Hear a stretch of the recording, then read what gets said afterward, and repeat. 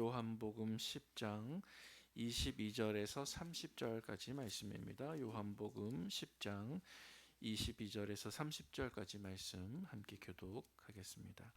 예루살렘의 수전절이 이르니 때는 겨울이라.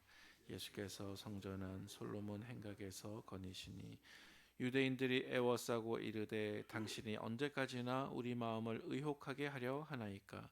그리스도이면 밝히 말씀하소서 하니 예수께서 대답하시되 내가 너희에게 말하였으되 믿지 아니하는도다. 내가 내 아버지의 이름으로 행하는 일들이 나를 증거하는 것이거늘 너희가 내 양이 아니므로 믿지 아니하는도다. 내 양은 내 음성을 들으며 나는 그들을 알며 그들은 나를 따르니라. 내가 그들에게 영생을 주노니 영원히 멸망하지 아니할 것이요 또 그들을 내 손에서 빼앗을 자가 없느니라. 그들을 주신 내 아버지는 만물보다 크심에 아무도 아버지의 손에서 빼앗을 수 없느니라. 함께 읽겠습니다. 나와 아버지는 하나이니라 하신대. 아멘. 오늘은 요한복음 10장 중간쯤에 있는 말씀을 함께 묵상합니다. 오늘 본문 속에는 예수님에 대해서 유대인들이 한 가지 질문을 던졌고 또 그 질문에 대해서 예수님이 어떻게 대답하시는가에 대한 내용을 담고 있습니다. 당시 예수님은 많은 사람들 앞에서 기적도 행하시고 또 하나님의 가르침을 가르쳐 주셨습니다. 그래서 그 가르치는 일들과 기적을 통해서 예수님이 누구이신지 잘 알려주셨습니다. 그러나 바리새인들과 그것을 다 지켜보았던 유대인들은 그것을 보았지만 예수님을 믿지 못합니다. 오늘 본문 말씀을 살펴보도록 하겠습니다. 먼저 오늘 본문의 배경입니다. 1절과 2절 말씀 속에서 오늘 본문의 배경이 등장하고 있는데 우리 다시 한번 읽어보도록 하겠습니다. 22절과 23절 말씀입니다. 다시 읽겠습니다. 시작. 예루살렘의 수전절이 이르니 때는 겨울이라. 예수께서 성전한 솔로몬 행각에 거니시니. 먼저 시간적인 배경이 22절 말씀에 등장하고 있습니다. 때가 수전절이라고 기록하고 있습니다. 이 수전절이라고 하는 것은 구약 성경에 등장하지 않지만 유대교에서 지키고 있는 중요한 절기 가운데 하나입니다. 이 수전절의 역사를 보면 구약 성경의 마지막 책인 말라기서가 기록되고 또 신약 성경이 기록되기 이전에 약 400년 동안 하나님의 계시가 없는 그러한 시간이 있습니다. 구약과 신약의 중간이라고 해서 중간기라고 부릅니다. 그런데 기원전 164년경 이 중간기에 해당했던 시기에 유대 민족은 이방인들의 지배를 받고 있었습니다. 그들을 지배했던 왕조는 셀레오코스라고 하는 헬라 왕조였습니다. 그런데 이 셀레오코스라고 하는 왕조의 왕이었던 안티오코스 4세가 기원전 164년경에 예루살렘에 쳐들어옵니다. 그리고 성전을 모독합니다. 그리고 유대인들을 탄압합니다. 이 셀레오코스 4세는 성전 안에 제우스 신상을 세웁니다. 그리고 유대인들이 혐오하는 돼지 피를 제단에 뿌립니다. 그리고 돼지로 제사를 하도록 만들어 버렸습니다. 이 박해를 겪으면서 많은 유대인들이 반발했는데 그 가운데 마카비라고 하는 한 인물이 있었습니다. 이 사람은 사람들을 불러 모아서 혁명을 일으키고 또 예루살렘 성전을 무력으로 탈환했습니다. 유대인의 입장에서 말하면 구원을 받게 한 것이죠. 그래서 그는 성전을 다시 깨끗하게 하고 정결하게 만들었습니다.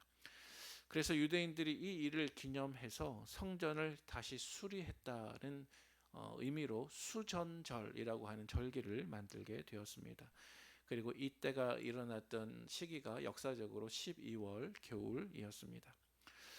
23절 말씀 보시기 바랍니다. 오늘 본문 23절 말씀에 보니까 오늘 본문에 공간적인 배경이 등장하고 있습니다.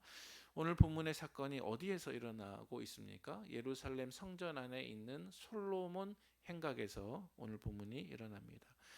솔로몬 행각이란 성전에 부속되어 있는 한 가지 건물이었는데 이 행각은 당시 솔로몬 성전의 옛 유적지 위에 세워져 있었습니다. 그래서 솔로몬 행각이라는 이름이 붙였습니다.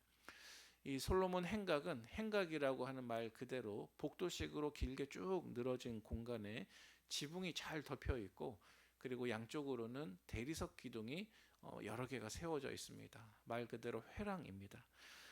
이 솔로몬 행각은 당시 사람들이 지나가는 통로였을 뿐만이 아니라 이곳에서 랍비들이 제자들을 불러 모아놓고 지혜를 가르쳤던 장소이기도 합니다.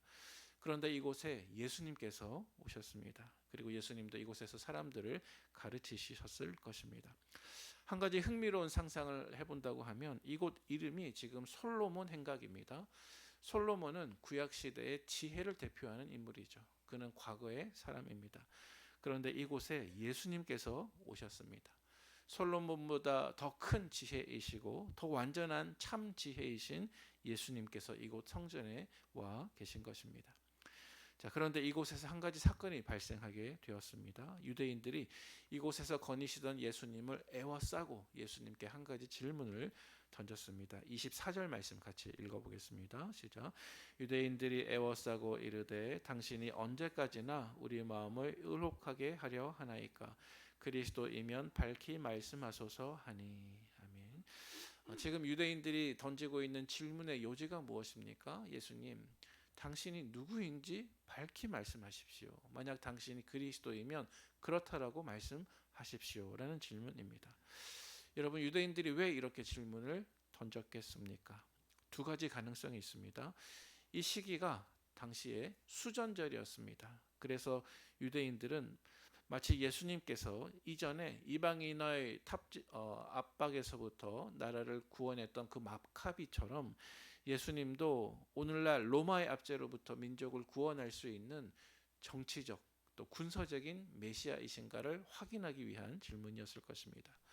또 두 번째 가능성이 있습니다. 두 번째 가능성은 예수님을 시험에 빠지게 하기 위해서였습니다. 만약 그들이 이렇게 질문했는데 예수님의 입에서 내가 바로 그 그리스도다라고 하는 대답이 나왔을 때 그들은 어쩌면 그 말을 꼬투리 잡아서 예수님을 박해하거나 공경에 빠뜨리기 위해서 이 질문을 던졌을 가능성이 있습니다. 만약 한 가지 가능성을 더 생각해 본다고 한다면 그들이 정말로 진지하게 예수님에 대해서 궁금해서 또 예수님을 믿고 싶어서 혹시 이 질문을 던졌을까? 가능성은 생각해 볼 수 있을 것입니다. 그러나 그 가능성은 별로 희박합니다. 왜냐하면 이어지는 25절 말씀 속에서 예수님이 응답하시기를 내가 너희들에게 이미 말하였지만 너희가 믿지 않는도다라고 대답하셨기 때문입니다. 자, 이제 그렇다면 그들의 이러한 질문에 대한 예수님의 반응을 살펴보도록 하겠습니다.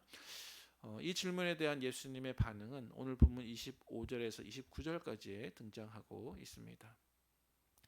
먼저 예수님은 그들에게 말씀하시기를 당시 유대인들에게 예수님을 믿기에 충분한 근거를 제시했음에도 불구하고 그들이 예수님을 믿지 않는 이유를 말씀해 주십니다. 여러분, 그 이유가 무엇이었을까요? 오늘 보면 26절 말씀 같이 봉독해 보겠습니다. 시작. 너희가 내 양이 아님으로 믿지 아니하는도다. 아멘. 여러분, 유대인들이 예수님을 예수님으로 알 수 있는 수많은 증거를 보았음에도 불구하고 믿지 않는 이유가 무엇이라고 되어 있습니까? 너희가 내 양이 아님으로 믿지 아니하는도다. 여러분, 이 구절을 통해서 우리는 몇 가지를 묵상할 수가 있습니다. 먼저 첫 번째로 믿음은 지식이 아니라 우리가 누구의 소유인가 하는 문제라는 사실입니다. 여러분, 만약 예수님에 대한 믿음이 지식에 관한 것이라면 예수님이 하신 일을 많이 보면 많이 볼수록 증거가 많으면 많을수록 우리는 예수님을 믿게 될 것입니다. 사실 예수님은 유대인들 앞에서 많은 일들을 행하셨습니다. 죽은 자를 살려내시고 병을 고치시고 소경의 눈을 뜨게 하시고 벙어리는 말하게 하시고 청각장애인들은 듣게 하시고 또 물로 포도주를 만드시고 오병이어의 기적을 행하셨습니다. 도저히 인간의 힘으로는 할 수 없는 오직 하나님의 권능으로만 할 수 있는 일들을 많이 보여주셨습니다. 그러나 그들은 믿지 못합니다. 왜냐하면 믿음은 단지 지식의 문제가 아니라 내가 누구의 소속인가 하는 문제이기 때문에 그렇습니다. 두 번째로 이 말씀을 통해서 우리는 묵상할 수 있습니다. 오직 구원은 하나님의 은혜로만 받는 것입니다. 오늘 본문 27절과 28절 말씀 읽어보도록 하겠습니다. 시작. 내 양은 내 음성을 들으며 나는 그들을 알며 그들은 나를 따르느니라. 내가 그들에게 영생을 주노니 영원히 멸망하지 아니할 것이요 또 그들을 내 손에서 빼앗을 자가 없느니라. 아멘. 여러분, 오늘날 내가 예수님을 믿는다고 해도 그 믿음을 우리가 결코 자랑할 수 없는 이유가 있습니다. 그것은 그 믿음이 내 공로가 아니기 때문입니다. 믿음은 전적인 하나님의 은혜입니다. 27절 상반절 말씀 보시기 바랍니다. 내 양은 내 음성을 들으며 내 양이 내 음성을 듣는다라고 말씀하고 있습니다. 즉 우리가 예수님을 믿기 전에 예수님이 먼저 나를 예수님의 양으로 예수님의 소유로 삼아주신 그 은혜가 내 믿음보다 앞서 있다는 것입니다. 또 예수님은 우리에게 영생의 선물을 주신다 말씀하십니다. 그리고 이 세상 그 누구에게도 결코 빼앗기지 않겠다라고 약속하십니다. 이 말씀은 역설적으로 예수님을 믿지 않는 저 유대인들을 향하여서는 너희에게는 영생이 없으며 너희는 내 소유가 아니므로 너희는 영원히 심판당하게 될 것이다 라고 말씀하는 것과 같습니다. 그러나 이 말씀은 예수님이 정말로 그들이 그렇게 멸망당하는 것을 기뻐하셔서 말씀하시는 것이 아니라 그들 역시도 예수님이 하시는 일을 보고 그것을 믿어 믿음의 문턱을 넘어서서 예수님을 믿는 대로 나아가기를 촉구하는 말씀이기도 합니다. 사랑하는 우리 성도 여러분, 만약 오늘 내가 예수님을 나의 구주로 고백하고 있다고 한다면 그것은 전적으로 하나님의 은혜이고 또 주님은 우리에게 영생을 이미 주셨고 또 결코 우리를 세상에서 빼앗기지 않을 것이라는 이 약속을 오늘 나에게 주신 하나님의 말씀으로 기억하는 귀한 한 날이 되시기를 주님의 이름으로 축원드립니다. 함께 기도하겠습니다.